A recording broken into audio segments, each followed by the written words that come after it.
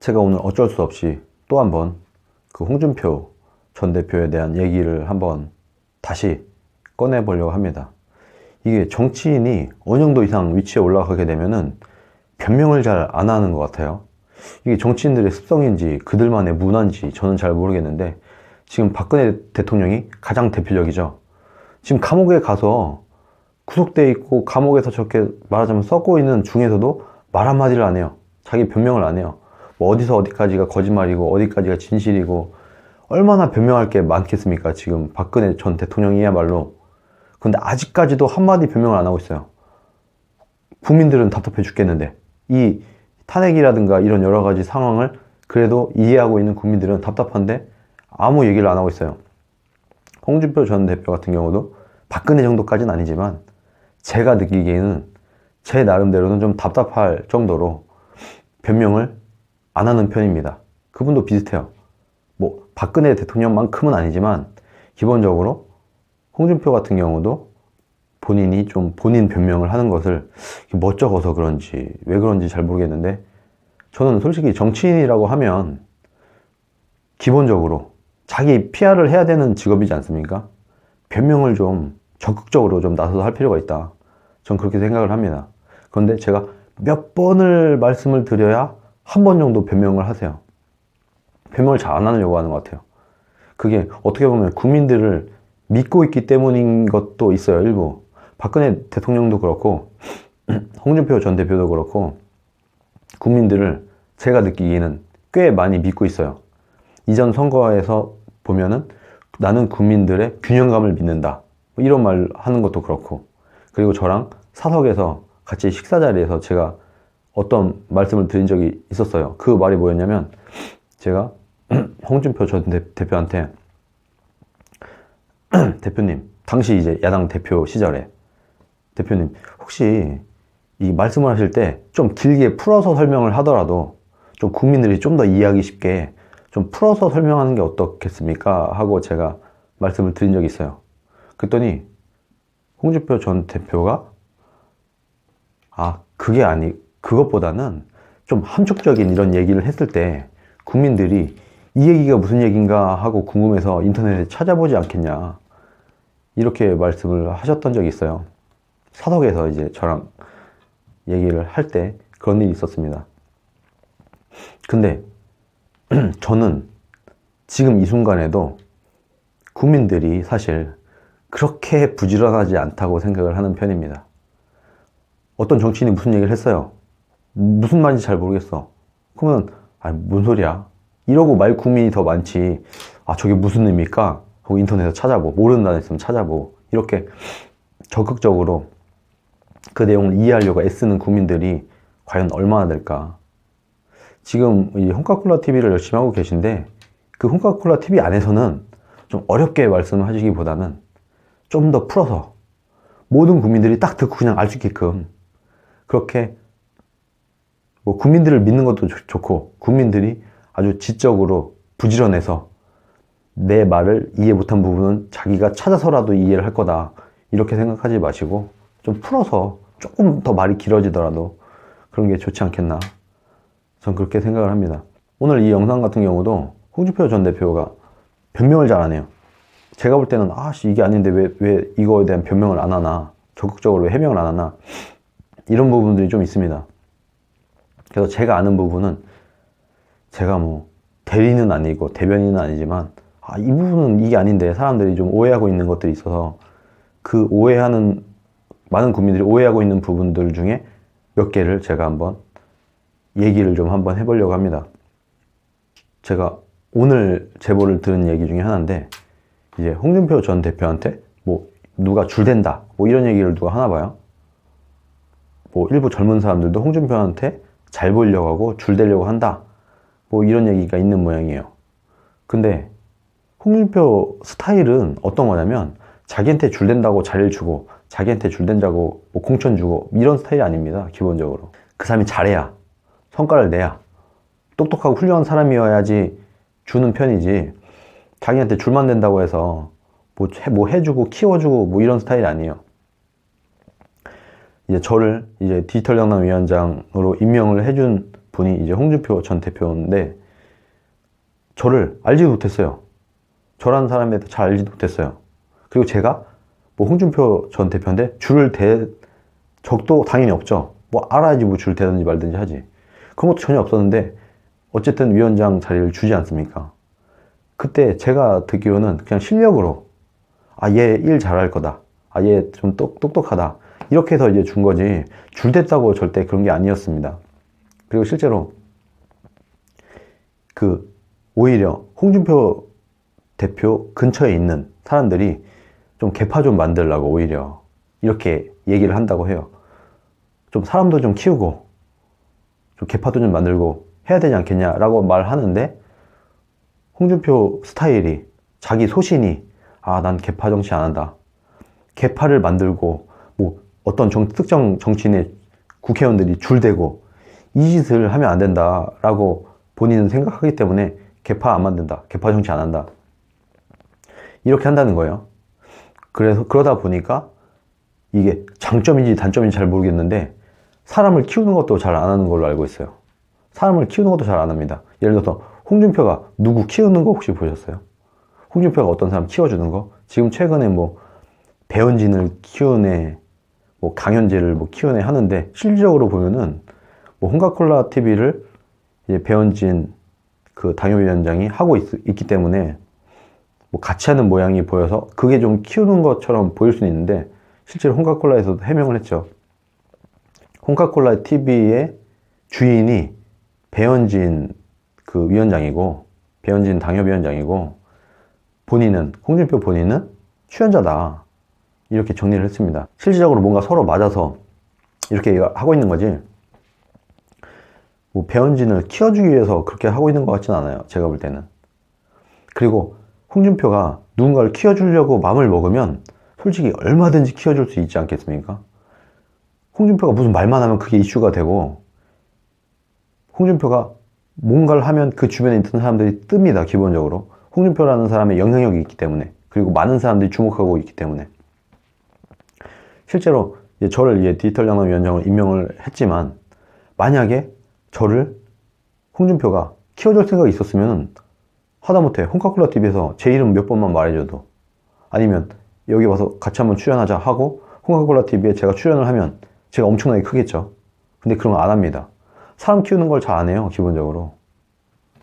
뭐 물론 제가 그만큼 역량이 부족해서일 수도 있겠지만 기본적으로 뭐 사람을 키우고 자기의 줄대려고 하는 사람들을 뭐 키워주거나 뭐 공천을 주거나 이런 스타일 자체가 아니기 때문에 홍준표가 뭐 당대표를 하고 홍준표가 뭘 하는 한 그분한테 뭐 줄대서 뭔가 뭐 한 자리를 하겠다 이런 생각은 버리는 게 좋을 것 같습니다. 제가 옆에서 경험해 보니까 뭐 사람 키우고 개파 만들고 이런 스타일의 사람이 아니에요. 기본적으로.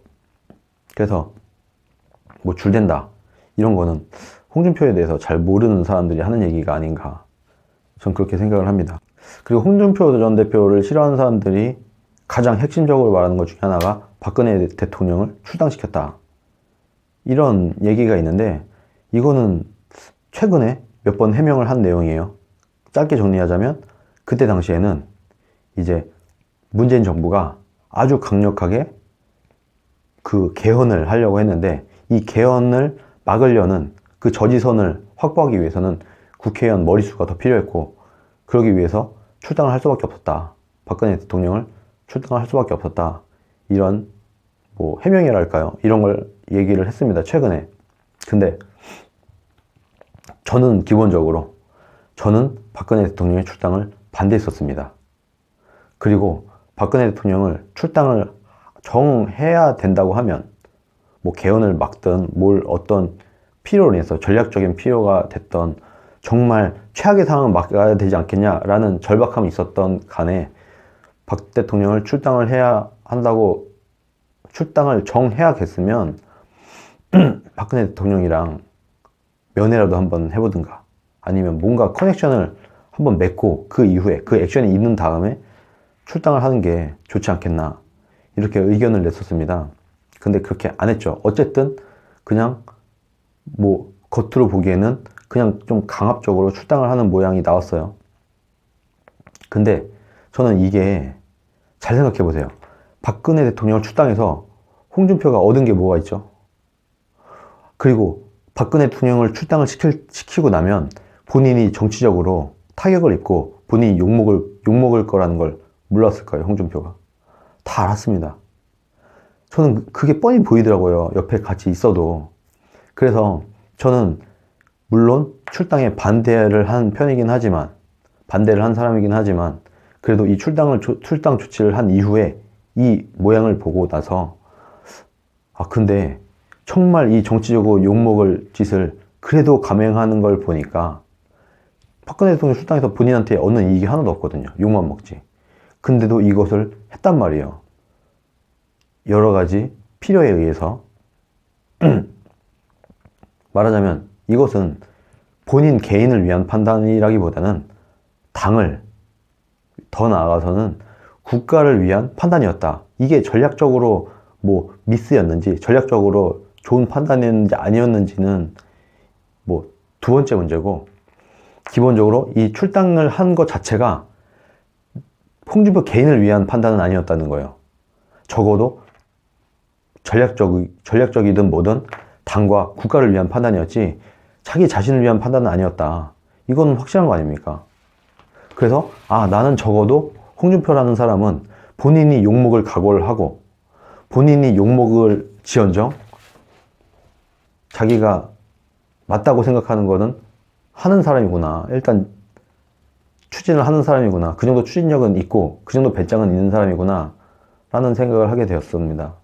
그리고 실제로 회의를 할 때 홍준표 전 대표 같은 경우는 굉장히 당대표로서 이게 뭐 개인의 국회의원이었거나 뭔가 좀 당대표가 아닌 사람 입장에서는 뭔가 다른 판단을 할 수도 있었을지도 모르겠어요. 근데 제가 그 상황에서 내가 당대표라면 어떻게 했을까라고 저도 한번 생각을 해봤어요. 만약에 내가 당대표라면 어떻게 했을까? 그때 당시 지선 때 어떤 사람은 지선은 포기하고 그 다음 선거를 위해서 이렇게 해야 된다라고 전략을 내놓은 사람들도 있었어요. 근데 그래도 당대표 입장에서라면 어떻게 선거를 포기합니까? 그게 말이 안 되는 거잖아요. 선거를 포기할 거였으면 당대표를 하지 말았어야죠. 그래서 당대표로서의 전략적 판단을 한 것이다. 저는 그렇게 봤습니다. 그게 뭐 제가 동의하든 안 하든 기본적으로 저는 그렇게 봤습니다. 그리고 대선, 특히 대선 때죠. 그때 당시에 홍준표 대선 후보의 스타일은 딱 이거였어요. 이것도 약간 박근혜 대통령을 지지하는 사람들이 오해를 하는 부분이 있는데, 그때 당시에 탄핵 정국에 있을 때, 그때 홍준표가 대선 후보 나와서 우리 박근혜 대통령 너무 훌륭한 분이고 너무 잘하셨는데 정말 안타깝게 이렇게 됐네요. 제가 뭐 박 대통령의 뒤를 이어서 제가 대선 후보로 나가겠습니다. 이 말이 되나요? 그 상황에서 그 탄핵 당한 대통령이 있는데 이 대통령의 뒤를 이어서 내가 부족하지만 아주 겸손을 떨면서 내가 이 박근혜 대통령, 이 훌륭한 대통령의 뒤를 이어서 제가 대통령이 한번 돼보겠습니다. 이 논리적으로 말이 안 되는 얘기잖아요. 그래서 그때 당시 홍준표 대표의 스탠스는 뭐였냐면 이런 겁니다. 이 우파가 잘못된 게 아니다. 우파 이념이 잘못된 게 아니다. 우리 자유한국당이 잘못된 게 아니다. 그것보다는 이 박근혜 대통령이 잘 못한 거다. 이 박근혜 대통령이 통치를 잘못한 거지 우파의 문제가 아니다. 우파의 이념과 이런 거는 올바른 방향이 맞다. 그리고 나는 홍준표 입장에서 나는 박근혜 대통령보다 더 잘할 거다. 난 박근혜 대통령처럼 이렇게 무력하게 탄핵을 당하거나 이렇게 무력하게 좌파에게 정권을 내주는 대통령이 되지 않을 거다. 이렇게 얘기를 해야지 맞는 말이 아닙니까? 그렇게 해야지 대선을 치를 수 있는 거 아닙니까? 그때 당시에 저자세를 부리면서 박근혜 대통령 너무 훌륭했어요. 부족하지만 제가 박 대통령의 뒤를 이어보겠습니다. 이렇게 해서 어떻게 대선을 치러요? 그게 누구라도, 홍준표가 아니라 누구였더라도 이전 대통령보다 내가 더 잘할 거다. 이전 대통령보다 내가 더 낫다. 박근혜 대통령은 이렇게 정권을 뺏기고 탄핵을 당해버렸지만 나는 그렇게 안 한다. 나는 더 훌륭한 사람이다. 나는 더 괜찮은 사람이다. 그러니까 저를 찍어주세요. 이래야지 말이 되는 거 아니에요. 그래서 저는 기본적으로 홍준표 전 대표는 자신감이 있었다. 나는 박근혜보다 더 잘할 수 있다. 저를 뽑아주세요. 나를 대통령을 뽑아주면은 저는 보수 국민들을 절대 실망시키지 않을 겁니다. 나는 더 강력한 대통령, 나는 더 좌파들과 더 잘 싸우는 대통령이 되겠습니다. 이렇게 말을 한 게 좀 뭐가 잘못된 건지 이해를 할 수가 없어요. 전 이거 되게 잘했다고 봅니다. 그리고 굉장히 잘한 전략이었다고 생각을 해요. 지난번에도 말했지만 저는 기본적으로 자유한국당에 있는 국회의원들은 기본적으로 다 까지 않는 게 국익에 이롭다고 보는 사람입니다. 그건 홍준표 전 대표도 마찬가지예요. 근데 자꾸 홍준표 전 대표를 얘기할 수밖에 없는 게 홍준표 전 대표가 영향력이 있어서인지 어떤지 모르겠는데 자꾸 공격을 당해요. 그게 왜 그러냐면 지금 탄핵 정국 이후에 그래도 좌파와 가장 맨 앞에서 가장 열심히 싸운 정치인이거든요. 본인은 현역 국회의원도 아닌데 경남도지사를 내려놓은 순간 홍준표는 국회의원도 아니고 도지사도 아니고 아무것도 아니에요.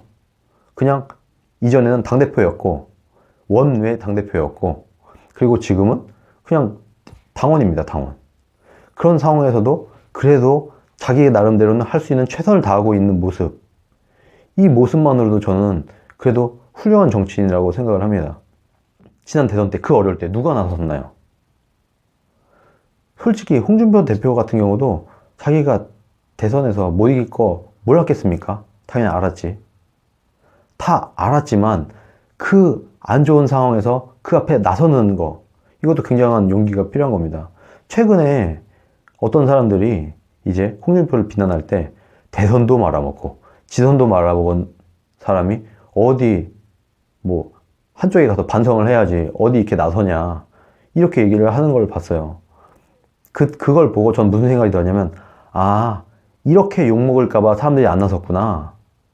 어차피 이렇게 어려운 상태에서는 나선들 아무리 내가 열심히 하고 아무리 내가 잘했어도 욕먹을 게 뻔한 상황에서는 안 나설 수밖에 없구나. 정치인들은 눈치를 보고. 왜? 아무리 열심히 해도 질 수밖에 없는 판세였다고 하면은 그냥 발 빼는 게 장땡인 거죠.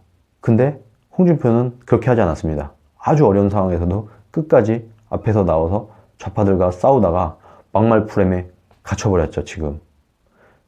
그런 상태까지 갔는데 그 어려운 당을 어떻게든 살려보겠다고 이렇게 애쓰고 지금 이 순간까지도 탄핵 정국 이후에 가장 열심히 좌파와 싸운 정치인이 누군가요?